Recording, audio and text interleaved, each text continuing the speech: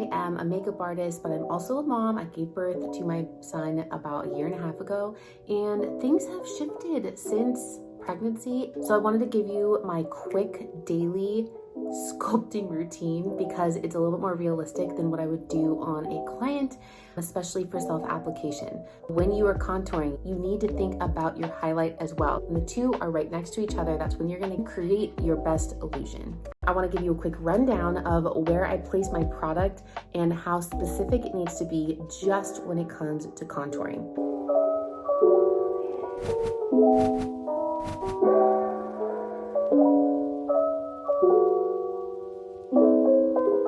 I started using this Westman Atelier contour stick, and it's in the color Biscuit. It's a very light shade, but it's very cool in tone, which is perfect for contour. Now, contour needs to be in exact placements. So I go right underneath my cheekbones, and I'm gonna keep this as a drawing so you can see how I map out my face, but you can also see how quickly I can hit these places because I know exactly where it goes. I'm gonna go to the other cheek. So again, right underneath my cheekbone. I'm going to hit this part of my nose. I am going to go at the top of my forehead in these outer corners where my hairline goes a little bit more into a square. I am going to get my jawline because I like a little bit more definition here, and this side happens to lay a little bit lower than this side. So I need a little bit more in this placement. So I'll show you what that looks like. So I go right from where my chin meets this little pocket here, and I'm going to then draw right at my jawline. This is not above the jawline, it's right below. And if you see, I still have this little pocket. So I am going to lift my chin and actually just go slightly down the neck. Now, this is take it or leave it. If you are good with your blending skills and it's not gonna look like you have a whole bunch of makeup going down to your neck, do this step. I will say it really makes a big difference with the jawline and separation from the neck. So if that's something that you struggle with, I would suggest doing this contour. I'm going to go on the other side, which as you can see, has a little bit more definition than the other side did. Now I'm exaggerating this just a bit so you could really see what I'm doing on camera. But see how underneath I really fill in this side more because it hangs down a little bit lower than this side. We all have unsymmetrical features. Even the most beautiful people have a little bit of asymmetry, and contouring and highlight is what helps create more balance to the face, which is why it can make such a big difference within makeup and why it really gets all the hype, because you really can transform your face. Now, I come at it with an approach of being very natural, so I prefer for my natural beauty to shine versus, wow, look at all the makeup you're wearing. And if that is what you want as well, keep following this channel because I really do give tips around natural makeup application that just enhances your own unique features without looking super made up.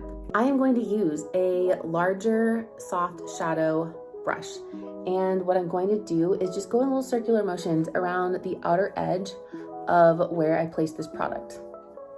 I really want the contour to fade into my skin where you can't tell that I placed it there. So take a look at the difference. See how I now have this illusion of a sculpted cheekbone, and from the side you can see where the makeup is, but if you didn't know that I placed it there, you probably would not have guessed that that's makeup. You would think that that is my bone structure. I'm going to repeat the same thing on the other sides, first working on that outer edge and then going in circular motions to really soften and fade those lines. Once again, from the front angle, from the top, focusing on those outer edges and then starting to bring it down and move it around. It's really important that you don't have a hard line from your scalp to this transitional color.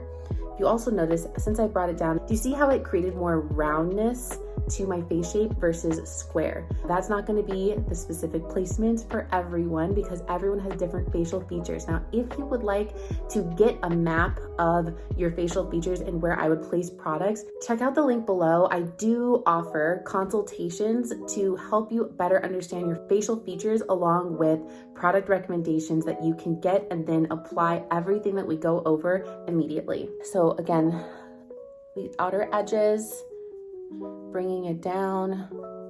I'm going to get this little nose contour here, blend it out, nice and soft, bring it a little further down the nose, Maybe just hit the other side with whatever's left over on the brush. I'm just gonna use another brush by Bdelum. It's brush 944, and pretty much do the same thing. Just go back and forth on this contour, bringing it down and blending it out.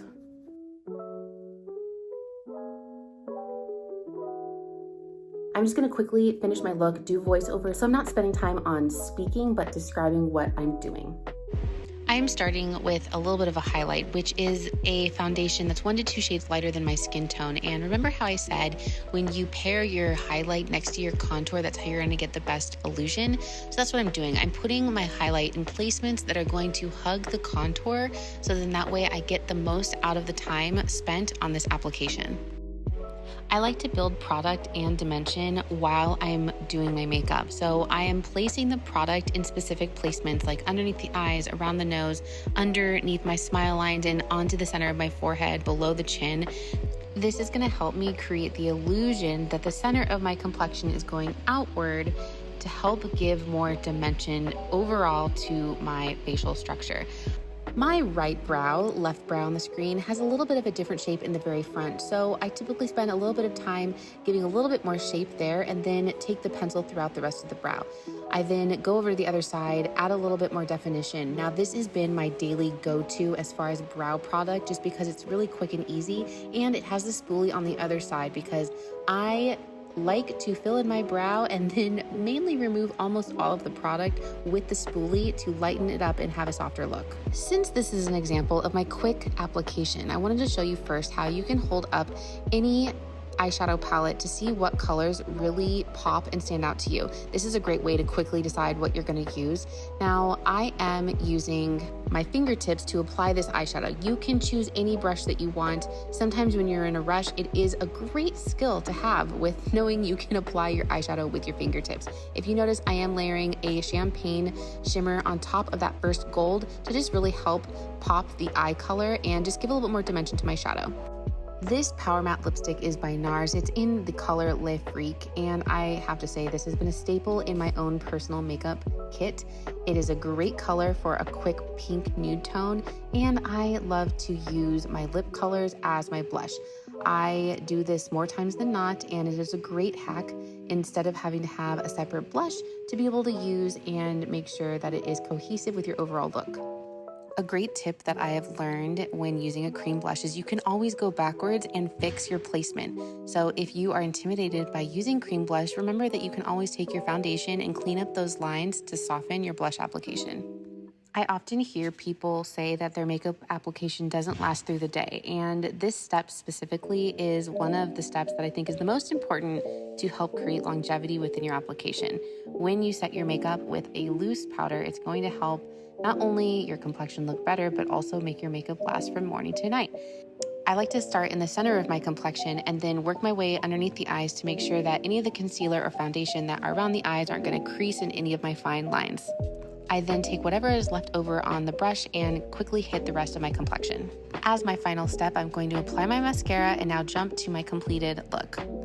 That completed my quick routine that I've been doing for maybe about the past 2 weeks. I like to switch up my look quite often, but when I do something that I really like, I will usually keep it for a little bit within the rotation of the looks that I like, and then it kind of evolves and just changes over time. So maybe this was helpful for you just to see how quick and easy, especially when you have your products organized. Or you can also check out 7 ways to be more efficient with your makeup listed in the link below, and that will just take you through all the steps that you need to take and think about when you're going through your makeup to make it more organized, to be more efficient and faster with your makeup look overall. A little bit of natural looking contour can go a long way, so I highly recommend trying these tips at the very beginning of the video, implementing them, and see where it gets you. If you have a hard time seeing the illusion that it created, make sure you take a picture before you start your makeup and after you start it, so that way you can really see if you did enough, if you applied it in the right position, and whether you should add more in the future. Makeup is a practice. In order to get good at it, you have to be practicing it more regularly. Try out those contour steps and let me know in the comments what you think and how it worked out for you.